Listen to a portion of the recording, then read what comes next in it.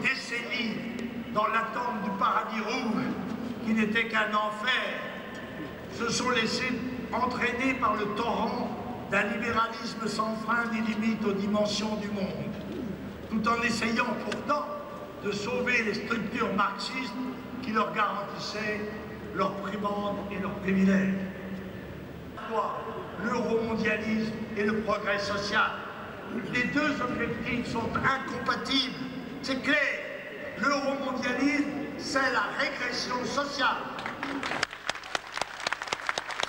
Le syndicat sera supprimé et qu'ils seront alors concurrencés par des étrangers plus nombreux, plus jeunes et moins gourmands, oui, pour eux aussi le réveil sera terrible.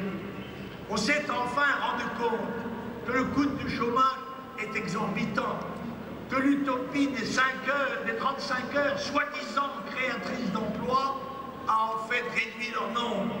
On sait aussi que la principale responsable des millions de chômeurs français, c'est l'Europe de Bruxelles, qui par l'ouverture de ses frontières extérieures a participé à la création de la prospérité commune. Or, nous avons de moins en moins d'emplois à offrir, même à nos propres concitoyens. Alors, il faudra reconstruire le cadre national, la famille, sa vie sociale et éducative, l'école nationale, civique et sociale. Il faudra remettre à l'honneur nos grandes valeurs de civilisation, y compris celles que nous fêtons aujourd'hui, la patrie et le travail. Notre pensée affectueuse va ce matin à nos compatriotes,